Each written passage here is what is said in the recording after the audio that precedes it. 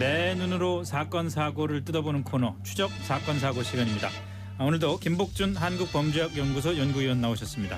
안녕하십니까? 네, 안녕하세요. 그리고 이수정 경기대 범죄심리학과 교수님도 나와 계십니다. 안녕하십니까? 네, 안녕하십니까? 연휴들 잘 보내셨어요? 예. 자, 추적 사건 사고 함께하는 여러분들의 의견 기다리고 있습니다. 샵 1035 짧은 문자 50원, 긴 문자 100원, 고릴라는 무료입니다. 오늘 시간에는요. 이거 너무 엽기적인 것 같아서 참 저도 부담스러운 사건이에요. 중학생 딸의 친구를 집에다 불러서 살해를 하고 유기한 혐의를 받고 있는 이른바 어금니 아빠 사건. 이걸 좀 한번 자세히 알아보겠습니다. 이 어금니 아빠가 희귀병을 앓고 있는 30대 남성이죠.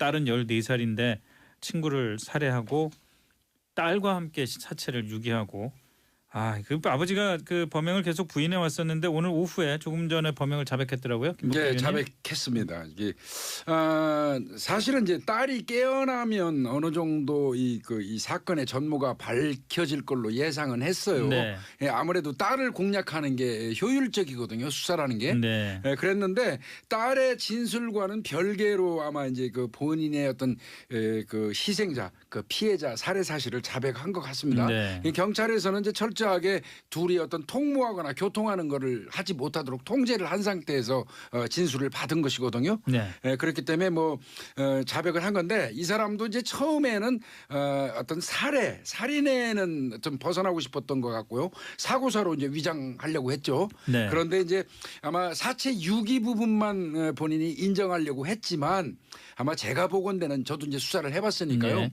아마 경찰이 집중적으로 추궁한 거는 교살 부분일 겁니다. 끈으로 이 목을 졸랐기 때문에 그거는 본인이 주장하는 잘못 약을 먹고 사망했을 개연성이 전혀 없는 거 아니겠습니까? 이거 흔적이 남는 건데. 예, 그러니까 이제 그 부분을 경찰이 아마 집중적으로 추궁을 했고 그래서 결국은 아마 자백한 걸로 보입니다. 이 용의자의 가족과 피해 학생과의 관계가 상당히 좀 이상해요. 아버지가 엄마 닮은 친구 데려와라 이런 얘기를 했다는 얘기도 있고.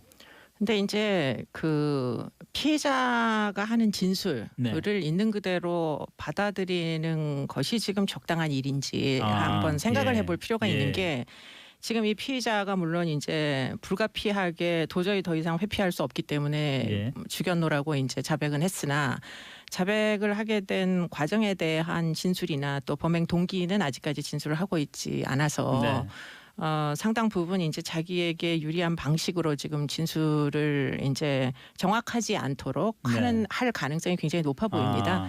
그러다 보니까 이미 아내는 자살했죠. 그런데 이제 아내가 좋아하던 애였다. 이런 식으로 이 피해자를 특정을 하게 됐노라고 이렇게 이제 주장을 하는데 사실은 객관적으로 보면 놀러 와라 제안했던 그 대상 친구들은 복수로 존재했던 것으로 지금 확인을 하고 있거든요. SNS상에 확인이 되니까. 그러니까 그런 객관적인 증거들하고 지금 이 사람이 주장하는 바하고 좀 불일치하는 부분이 여전히 존재하는 거 아닌가 이런 생각도 들고 아마 지금 본인들이 이제 동반 자살을 그 생각을 하면서 아내의 그 영정 사진을 들고 나간 부분들 이런 것들과 아마 그 자살한 엄마가 얘를 굉장히 예뻐했다 하는 것이 뭔가 두리뭉실하게 좀 일관성이 있다라는 생각을 피의자 자신이 하기 때문에 그래서 지금 꾸며낸 진술일 가능성도 굉장히 높아 보입니다. 이 부분은 교수님하고 저하고 생각이 좀 다른데요. 그러세요? 네, 저는 어제부터 방송에서 계속 그 얘기를 했어요. 절대 다수 무작위로 아이들을 불러라. 그중에 아무나 선택되라 하는 식으로 하필이면 이 김양이 선택됐을 가능성들을 얘기하는데요. 저는 수사를 했던 사람의 입장에서 볼 때는 아니에요. 무작위로 사람을 불러가지고 아무나 범행하는 거는 그런 범죄는 쉽지 않습니다.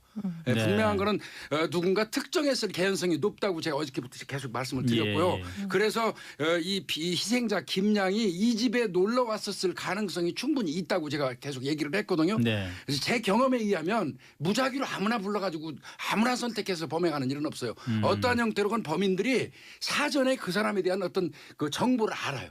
본 적이 있다거나 그 아이의 얼굴을 좀 호감을 느낀다거나 이런 부분이 있는 경우가 절대 다수거든요. 그래서 저는 이제 그렇게 생각을 했고 그리고 제가 그 김양을 지목했다는 거는 굉장히 의미가 있다고 이제 말씀을 드렸는데 그 의미는 뭐냐면요.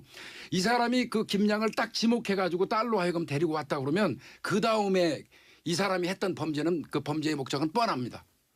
아, 그런가요? 그건 당연히 어떤 목적이겠습니까? 그러면 그 어린아이를 불러와 가지고 수면제 먹이고 너는 나가 놀아라 했다면 예. 이 사람이 할 수 있는 게 뭐겠습니까? 그러면 그 아이하고 무슨 게임을 했겠습니까? 무슨 대화를 했겠습니까? 이 사람이 할 일은 반한 거예요. 그래서 이제 특정을 해서 불렀다는 거는 이거는 이 사람의 어떤 범위가 명백하다고 보입니다. 네, 근데 이제 그런 대목에서 지금 우리가 여러 가지 이제 경찰의 조사 발표를 배제하고 이야기하기는 좀 어려워 보이고요. 예, 뭐 성적인 접촉에 대하여 경찰 입장에서는 지금 확인된 바가 없다 이렇게 이제 이야기를 하는데 저도 일부분은 지금 김복준 위원님하고 상당히 동의합니다. 뭐 지금 수면제를 먹고 전혀 이제 움직이지 못하는 아이에 대하여 지금 6시간 동안 도대체 이 성인 남성이 뭐를 했겠는가? 그리고는 지금 사체가 발견된 당시에 옷을 입고 있지 않았다, 탈의했다. 옷을 버렸다고 진술했는데 그 옷은 발견되지 않았다. 이런 이제 정황들이 있기 때문에 그 동기가 상당 부분 이해할 수 없는 이제 성적인 접촉이 있었을 가능성이 굉장히 농후하고요. 그리고는 지금 살해 교살인데 문제는 이게 마주보는 상태에서 교살을 한 것으로 보여요. 뒤에서 목을 조른 게 아니고. 그렇기 때문에 이제 마주보는 상태에서 그러면 아이는 몸을 못 가누고 있을 것이고 지금 이 남자는 그러면 몸을 못 가는 아이를 목을 이제 끈으로 비닐끈으로 묶어가지고 마주보면서 도대체 무슨 짓을 했는지 하는 것들이 결국은 범행 동기와 굉장히 연관성이 높을 것이다 이렇게 보이는데요. 문제는 이제 뭐 예를 들자면 이제 물론 증거가 없다고 경찰은 주장하고 있지만 소아성애가 있는 사람들이 이제 피해자를 특정을 할 때는 물론 위원님 말씀대로 모르는 사람을 특정하기는 굉장히 어렵습니다. 자기가 알고 있던 아이들 중에 이제 뭐 어베일러블한 대상을 찾는 거죠. 그랬을 때 지금 이 아이가 걸려들었을 가능성이 굉장히 높은데 그러면은 이제 그런 종류의 취향이 있는 자가 지금 아내는 사망하고 이 딸 14살짜리 딸과 둘이만 집에 있었을 때 둘이 이제 무슨 그 생활을 했었을까도 사실은 지금 이 사건을 보는 상당 부분 밝혀야 되는 또 다른 의혹 중에 하나일 것이다. 사실 이마에서 식은땀이 나고 있습니다. 네, 이게 뭐 방송용으로 매우 부적합하긴 하나 이 아이가 사실은 14살이긴 하나 아버지가 부적절한 제안을 했을 때 제대로 거절하지를 못했거든요. 예, 무슨 일이 일어날지 친구에게 어떤 위험이 발생할지 완전히 모르고 있었을 것 같지는 않습니다. 수면제를 먹이라고 그랬다는 거 아닙니까? 네, 그런데 그거를 거부하지 않았습니다. 그러면 이제 이 거부하지 않을 수밖에 없었던 연유는 무엇인가 이런 것도 사실 굉장히 의심이 되고요. 그리고는 지금 만약에 우리가 걱정하는 것처럼 뭐 성적인 접촉이 문제였다면 그렇다면 그 전에 아내가 투신 자살을 하지 않았습니까? 그 투신 자살을 하게 된 경위도 사실은 성폭력 피해, 가족 구성원으로 인한 8년 동안의 성폭력 피해를 발고하면서 결국 투신 자살한 거예요. 그렇기 때문에 이 가족 내부에 도대체 무슨 뭐 성과 연관된 무슨 문제가 장기간 동안 존재했는지 사실 이 대목까지 파지 않고는 지금 이 사건의 범행 동기를 정확하게 추정하기는 매우 어렵다. 더군다나 피의자 진술에만 의존해가지고 지금 경찰이 수사 상황을 이제 뭐 이렇게 방향을 그 휘둘리는 것은 저는 적합하지 않다 이런 생각이 많죠. 지금 듭니다. 이 경찰이 추정하는 거는 경찰은 오히려 성폭행 관련성에 대해서 오히려 신중한 입장이고요. 신중한 입장이고 지금 이제 우리가 지금 얘기하고 있는 건 1차 검시, 유관 검시를 통해서 간이 검시라고 해요. 검시를 통해서 직접적인 어떤 성폭행을 당한 흔적이 없기 때문에 섣불리 성폭행을 당했다고 말할 수는 없다. 지금 현재 상태에서는 성폭행을 말할 수 없다 이렇게 얘기를 하는데요. 그거는 아니고요. 이제 정밀부검 결과가 조만간 나올 겁니다. 한 이틀 정도, 내일 그러니까 정도가 경찰이 나올 것 아직은 같은데요. 말을 조심하고 있다 이 말씀이죠. 나올 건데요. 나오면 사실은 가학적 그 어떤 그 소아성애자 같은 경우에는 실질적으로 직접적인 어떤 교접을 통한 성적 만족도를 추구하는 건 아니에요. 성적인 어떤 교접 없이도 얼마든지 그 어떤 성적 학대를 통한 성적 만족도 느끼거든요. 어쨌든 그런 흔적이 수사가 그 방향으로 진행이 될 가능성을 보여주는 몇 가지 근거들이 사실 뭐 검거 당시에 용의자의 집에서 어떤 음란기구가 발견됐다라든지 몇 가지 그렇습니다. 경찰이 예. 좀 근거는 갖고 있는 것 같아요. 예, 그렇습니다. 그리고 조금 전에 뭐 이수정 교수님 말씀하신 것처럼 이 아내 되시는 분이 이제 예. 대체됐을 가능성에 대해서 자꾸 얘기를 하는데 그게 16살에 임신을 해가지고 17살에 아이를 낳았어요. 지금 아유. 딸을. 그래서 일반적으로 좀 상식에는 맞지 않죠. 어린 사람을 선호하는 성향은 분명히 있어 보이거든요. 예. 이게 보니까 그 용의자의 아내가 지난 9월에 투신 자살로 사망을 했는데 이건 또 이 용의자의 의붓 아버지 시아버지죠. 네, 그러니까 의붓 의붓 시아버지죠. 시아버지한테 8년 동안 성폭행을 당한 게 있었다. 이건 도대체 뭘 어디서 시작하고 어디서 끝을 내야 되겠는지 모르겠는데 어쨌든 이 용의자가 지금 아내의 사망과 관련해서 내사를 받고 있었더라고요. 맞습니다. 그런데 이제 그 영월 경찰서에 가서 지금 고소를 하는 와중에 예. 아마도 틀림없이 당시에 수사관들이 어떤 경위로 고소를 하게 된 건지 들었을 거고요. 네. 그 안에는 이제 이 여성의 뭐 고소를 할 수밖에 없었던 사유가 존재할 것으로 추정됩니다. 예. 그렇기 때문에 이제 그런 상황에서 그렇다면 뭐 이 피해자의 이제 성폭력 피해가 입증된 건 아니지만 본인이 네. 이제 피해를 당했노라고 주장했던 이 투신 자살한 아내의 주장과 네. 지금 이 가족 관계 내에 있었던 누적된 문제와 어떤 네. 연관관계가 있는지 물론 뭐 본인이 문제 제기를 했지만 사망을 했으니까 공소권이 없어가지고 수사가 진행이 안 된다 손치더라도 네. 지금 이 사건을 밝히려면 그 사건을 밝히지 않으면은 연관관계를 찾아내야겠죠. 그렇죠. 예. 그런 게 이제 지금 가장 큰 문제라고 보이는데 지금 계속 이제 그 뭐 소아성애가 있느냐 없다. 뭐 성폭력에 관련된 흔적이 있느냐 없다. 이런 식으로만 이제 과도한 어떤 신중함이 오히려 의문을 더 지금 많이 오히려 그냥 솔직하게 전과가 18번이나 있는데 예. 죄명도 그냥 얘기를 밝히고 뭐 네. 이렇게 좀 대응을 하면 아마도 언론에서 이렇게까지 궁금증을 갖지는 않을 것 같은데 예. 정말 많은 사람들의 의혹을 지금 불러일으키고 있는 사건이다 하는 건 틀림이 없어 보입니다. 근데 맞습니다. 이 사건이 발생하기 이전에 이미 이 사람은 수사를 2건을 받고 있었던 거예요. 네, 네. 그러니까 의붓 시아버지한테 성폭행을 아내가 당했다. 네. 근데 이제 그 부분은요. 지금 피해자 조서는 2번 받고 피의자 조서 그러니까 의붓 아버지 조서는 1번을 받은 걸로 나와 있거든요. 예. 영월 경찰서에서. 예. 그 얘기는 피해자의 진술이 그렇게 한 번에 탁 떨어지게 그 진술이 안 됐다는 의미이기도 해요. 어떤 면에서 보면. 그리고 또 이게 이 성폭행이라는 게 이 사실 그 내밀한 공간에서 두 사람 사이의 일이기 때문에 네. 직접 증거가 존재하지 않을 확률이 많거든요. 예. 그래서 이제 영월서에서 상당히 고심을 하던 차인데 바로 고소장이 접수되고 추가 고소장을 또 냈었어요. 예. 내고 그 다음날 자살을 해버린 거예요. 예. 그러다 보니까 영월서 입장에서는 지금 상당히 곤란한 입장에 빠져 있고 오늘 이제 또 비난받을까 봐 부랴부랴 이제 그 시아버지 의붓 시아버지를 부른 것 같은데 이 사람이 출석 불응하고 불응했죠. 있는 상태고요. 예. 그거 이외에도 이제 아내 자살 관련돼서는 서울에서 또 조사를 하고 있었어요. 아내가 5층 망우동에 있는 그 자택 화장실에서 이제 뛰어내려서 자살을 했는데 네. 경찰이 부검을 해보니까 이마 위에 열창이 있었어요. 찢어진 상처가 있었다는 거죠.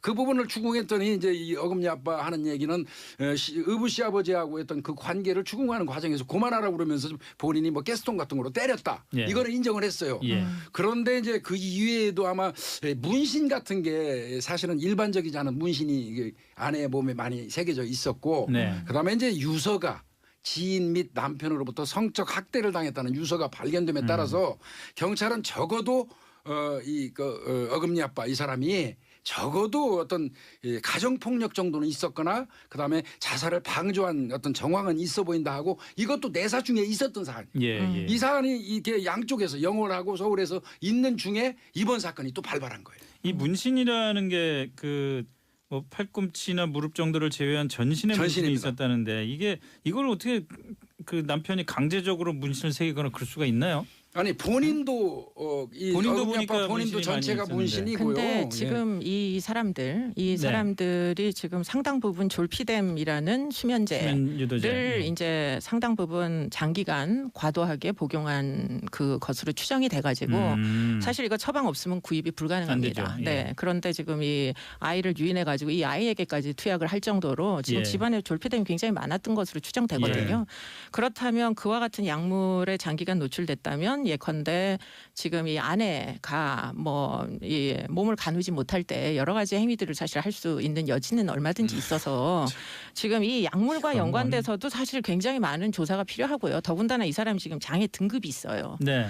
장애 등급이 이 사람이 이제 블로그상에서 또는 인터넷상에서 한 행적을 보면 절대 장애 등급이 나올 수가 없는 사람인데 그런데 지금 뭐 지적장애 상급에다가 정신장애 상급이 나왔는데 그것도 이제 장애 등급을 대체 어떻게 받게 된 건지 아마 장애 등급을 받아 놓으면 차후에 범죄를 저지를 때 심신미약 등을 주장하기가 좋으니까 네. 뭐 졸피뎀 같은 걸 먹고 가서 감정시에 감정평가 시에 기억이 나지 않는다 이런 식으로 얘기를 하면 그럼 사실 기억이 안 나면 이게 아니 장애 등급 그렇게 쉽게 받을 수 있습니까? 장애 등급 생각보다 자기 보고식 평가에 의해서 이루어지니까 뭐 보통 사람들은 다 본인의 증상을 그대로 솔직하게 얘기하죠. 예. 근데 예컨대 범죄력이 지금 전과가 18번이라는 사람이라면 그렇다면 뭐 지금 이 사람의 행적으로 봤을 때 무엇이 이득이 되는지 너무 잘 아는 사람인데 예. 장애 등급으로 얻을 수 있는 이득이 생각보다 많다고 생각할 수가 있는 거죠. 그렇기 때문에 그렇게까지 한 사람이라면 이게 지금 그냥 단순한 사건 절대 아닌 것으로 보여요. 그러면은 굉장히 네. 치밀한 범행일 가능성까지도 생각을 해야 되겠네요. 그럴 것 같습니다. 예. 아니 이런 사람을 위해서 지금 어금니 아빠로 알려진 다음에 후원금도 많이들 주고 참 격려도 많이 하고 그랬었는데 이건 참. 예, 예. 아이고. 근데 문신 얘기 나온 김에요. 네. 이 어떤 이런 범인이라고 그러면 안 되지. 피의자 같은 경우 이제 온몸에 문신을 하고 있었는데 뭐 조폭도 아닌데 네. 이 문신이라는 게 어떤 뭐 아동성애라든지 또는 그 가정 내 성폭력이나 이런 것과 관련돼서 문신이 갖고 있는 의미가 있습니까? 뭐 문신은 요즘은 유행도 유행이기 때문에 예. 문신 자체가 무슨 의미가 있다 이렇게 보기는 어려우나 문신을 사실은 합법적인 경로로 하는 사람보다는 불법적인 경로로 하는 사람 훨씬 많고요. 네. 또 더군다나 교도소에서 문신을 합니다. 불법으로. 그렇기 때문에 예컨대 교도소에서 뭘 갖고 문신을 해요? 네, 많은 것들을 가지고 문신을 사실은 하거든요. 그러니까 이제 그런 여러 가지 이제 과정과 이 사람 전과력하고 완전히 무관하지 않을 것으로 보여서 예. 그렇기 때문에 지금 그런 차원에서 보면 이 아내의 몸에 있던 문신 그리고는 뭐 글자로 된 문신들 이런 것들은 상당 부분 우리가 생각하는 어떤 바운더리를 벗어난 범죄 일 가능성이 높아 보인다. 그리고는 지금 이해가 안 되는 게 이 주변에 있는 사람들이 어쩌면 이렇게 이 시신유기에 조력을 적절히 다 기울였는지 네. 하는 것도 이해가 안 되거든요. 예. 사실 차량을 시신유기한다는 거 뻔히 알면서 차량을 빌려준 지인이나 예. 자살하겠다는 동생의 유서를 뭐 가지고 있다가 적당한 타이밍에 동생의 자살을 뜯어말릴 생각을 하지는 않고 유서만 올려준 형이나 그리고는 결국 그 시신을 가지고 가서 그 뭐 아내를 성폭행했다는 그 의붓아버지가 살고 있는 동네에다 갖다 유기를 했단 말이죠.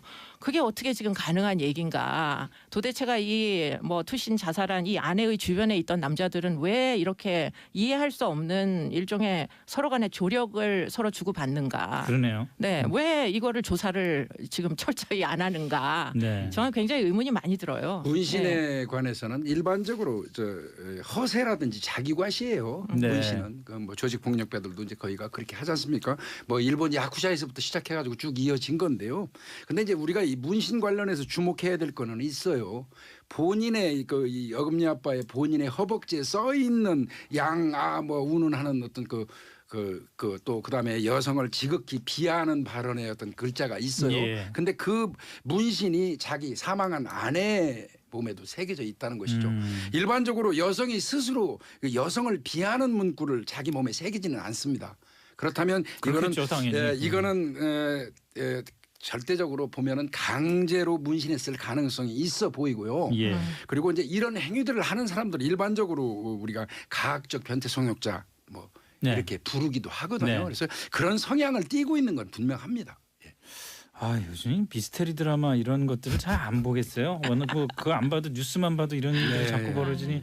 근데 또 참 이것도 참 엽기적이라는 느낌이 드는 게 용의자가 이제 피해자 시신을 옮기려고 집을 나서면서 딸이 그 사망한 엄마의 영정 사진을 안고 차에 탔다고 그러더라고요. 이건 도대체 뭡니까? 글쎄 이게 이제 아마도 딸을 설득하는 과정에서 결국은 이제 딸의 친구를 사망에 이르게 하고 난 다음에 예. 그 다음에 사실은 아이가 집에 들어간 것으로 보이거든요. 예. 그런데 들어가 보니까 친구가 사망한 상태로 있고 결국 그 밤을 이제 이 아버지와 지새면서 그 다음 날 이제 시신 유기가 이루어지거든요.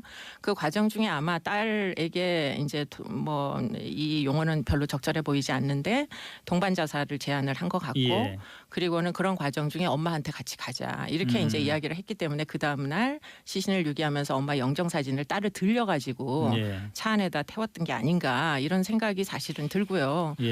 아마도 지금 이 아버지의 태도를 봤을 때 딸이 깨어나지 않을 수도 있다는 생각도 하지 않았을까.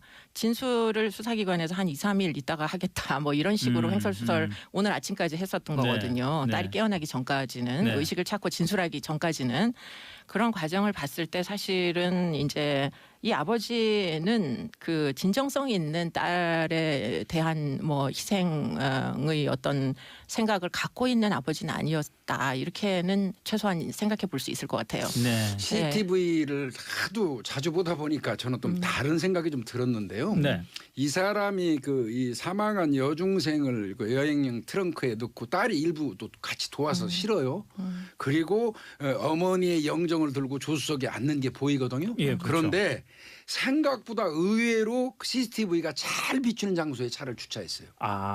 이거는 지극히 저는 연출됐다고 생각이 들거든요. 그건 뭐냐면 아내를 그리워하는 엄마 그리고 아내를 그리워하는 남편 그리고 딸이 이 강원도 바닷가에 가서 영정 사진 들고 가서 거기서 사진도 찍고 또 이렇게 하거든요. 이건 나름대로 알리바이를 작성한 거라고 저는 보여졌습니다. 알겠습니다. 자, 수사 진행 중이니까요. 상황 좀 더 지켜봐야 되겠습니다만 하여튼 빠른 시일 안에 어쨌든 이 죽음의 진실이 좀 제대로 밝혀지길 바라겠습니다. 지금까지 한국범죄학연구소 김복준 연구위원 그리고 경기대 범죄심리학과 이수정 교수와 함께했습니다. 두 분 고맙습니다. 네, 감사합니다. 내 눈으로 사건 사고를 뜯어보는 코너 추적 사건 사고 시간입니다. 오늘도 김복준 한국범죄학연구소 연구위원 나오셨습니다. 안녕하십니까? 안녕하세요. 그리고 이수정 경기대 범죄심리학과 교수님도 나와 계십니다. 안녕하십니까? 네, 안녕하십니까? 연휴들 잘 보내셨어요?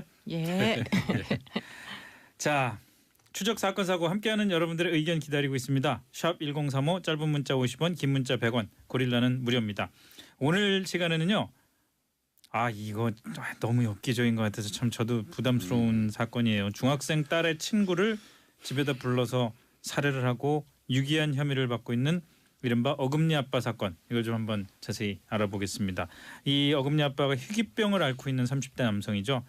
딸은 14살인데 친구를 살해하고 딸과 함께 사체를 유기하고 그 아버지가 그 범행을 계속 부인해 왔었는데 오늘 오후에 조금 전에 범행을 자백했더라고요. 네, 자백했습니다. 이게 사실은 이제 딸이 깨어나면 어느 정도 이 사건의 전모가 밝혀질 걸로 예상은 했어요. 아무래도 딸을 공략하는 게 효율적이거든요. 수사라는 게. 그랬는데 딸의 진술 그 자살한 엄마가 얘를 굉장히 예뻐했다 하는 것이 뭔가 두리뭉실하게 좀 일관성이 있다라는 생각을 피의자 자신이 하기 때문에 그래서 지금 꾸며낸 진술일 가능성도 굉장히 높아 보입니다. 이 부분은 교수님하고 저하고 생각이 좀 다른데요. 그러세요? 저는 어제부터 방송에서 계속 그 얘기를 했어요. 절대 다수 무작위로 아이들을 불러라. 그 중에 아무나 선택되라 하는 식으로 하필이면 이 김양이 선택됐을 가능성들을 얘기하는데요. 저는 수사를 했던 사람의 입장에서 볼 때는 아니에요. 무작위로 사람을 불러가지고 아무나 범행하는 거는 그런 범죄는 쉽지 않습니다. 분명한 거는 누군가 특정했을 개연성이 높다고 제가 어저께부터 계속 말씀을 드렸고요. 그래서 이 희생자 김양이 이 집에 놀러 왔었을 가능성이 충분히 있다고 제가 계속 얘기를 했거든요. 그래서 제 경험에 의하면 무작위로 아무나 불러가지고 아무나 선택해서 범행하는 일은 없어요. 어떠한 형태로건 범인들이 사전에 그 사람에 대한 어떤 그 정보를 알아요. 본 적이 있다거나 그 아이의 얼굴을 좀 호감을 느낀다거나 이런 부분이 있는 경우가 절대 다수거든요. 그래서 저는 이제 그렇게 생각을 했고 그리고 제가 그 김양을 지목했다는 거는 굉장히 의미가 있다고 이제 말씀을 드렸는데 그 의미는 뭐냐면요. 이 사람이 그 김양을 딱 지목해가지고 딸로 하여금 데리고 왔다 그러면 그 다음에 이 사람이 했던 범죄는 그 범죄의 목적은 뻔합니다. 그런가요? 그건 당연히 어떤 목적이겠습니까? 그러면 그 어린아이를 불러와 가지고 수면제 먹이고 너는 나가 놀아라 했다면 이 이 사람이 할 수 있는 게 뭐겠습니까? 그러면 그 아이하고 무슨 게임을 했겠습니까? 무슨 대화를 했겠습니까? 이 사람이 할 일은 반한 거예요. 그래서 이제 특정을 해서 불렀다는 거는 이거는 이 사람의 어떤 범위가 명백하다고 보입니다. 네, 근데 이제 그런 대목에서 지금 우리가 여러 가지 이제 경찰의 조사 발표를 배제하고 이야기하기는 좀 어려워 보이고요. 예, 뭐 성적인 접촉에 대하여 경찰 입장에서는 지금 확인된 바가 없다 이렇게 이제 이야기를 하는데 저도 일부분은 지금 김복준 위원님하고 상당히 동의합니다. 뭐 지금 수면제를 먹고 전혀 이제 움직이지 못하는 아이에 대하여 지금 6시간 동안 도대체 이 성인 남성이 뭐를 했겠는가? 그리고는 지금 사체가 발견된 당시에 옷을 입고 있지 않았다, 탈의했다. 옷을 버렸다고 진술했는데 그 옷은 발견된 것이 지금 적당한 일인지 한번 생각을 해볼 필요가 있는 게 지금 이 피의자가 물론 이제 불가피하게 도저히 더 이상 회피할 수 없기 때문에 죽였노라고 이제 자백은 했으나 자백을 하게 된 과정에 대한 진술이나 또 범행 동기는 아직까지 진술을 하고 있지 않아서 상당 부분 이제 자기에게 유리한 방식으로 지금 진술을 이제 정확하지 않도록 할 가능성이 굉장히 높아 보입니다. 그러다 보니까 뭐 이미 아내는 자살했죠. 그런데 이제 아내가 좋아하던 애였다. 뭐 이런 식으로 이 피해자를 특정을 하게 됐노라고 이렇게 이제 주장을 하는데 사실은 객관적으로 보면 놀러 와라 제안했던 그 대상 친구들은 복수로 존재했던 것으로 지금 확인을 하고 있거든요. SNS상에 확인이 되니까. 그러니까 그런 객관적인 증거들하고 지금 이 사람이 주장하는 바하고 좀 불일치하는 부분이 여전히 존재하는 거 아닌가 이런 생각도 들고 아마 지금 본인들이 이제 동반 자살을 그 생각을 하면서 뭐 아내의 그 영정 사진을 들고 나간 부분들 이런 것들과 아마 진술과는 별개로 아마 이제 그 본인의 어떤 그 희생자, 그 피해자 살해 사실을 자백한 것 같습니다. 이 경찰에서는 이제 철저하게 둘이 어떤 통모하거나 교통하는 거를 하지 못하도록 통제를 한 상태에서 진술을 받은 것이거든요. 그렇기 때문에 뭐 자백을 한 건데 이 사람도 이제 처음에는 어떤 살인에는 좀 벗어나고 싶었던 것 같고요. 사고사로 이제 위장하려고 했죠. 그런데 이제 아마 사체 유기 부분만 본인이 인정하려고 했지만 아마 제가 보건대는 저도 이제 수사를 해봤으니까요. 아마 경찰이 집중적으로 추궁한 거는 교살 부분일 겁니다. 끈으로 이 목을 졸랐기 때문에 그거는 뭐 저 본인이 주장하는 저 잘못 약을 먹고 뭐 사망했을 개연성이 전혀 없는 거 아니겠습니까? 이거 뭐 흔적이 남는 건데. 그러니까 이제 그 부분을 경찰이 아마 집중적으로 추궁을 했고 그래서 결국은 아마 자백한 걸로 보입니다. 이 용의자의 가족과 피해 학생과의 관계가 상당히 좀 이상해요. 아버지가 뭐 엄마 닮은 친구 데려와라 이런 얘기를 했다는 얘기도 있고. 근데 이제 그 피해자가 하는 진술을 있는 그대로 받아들이는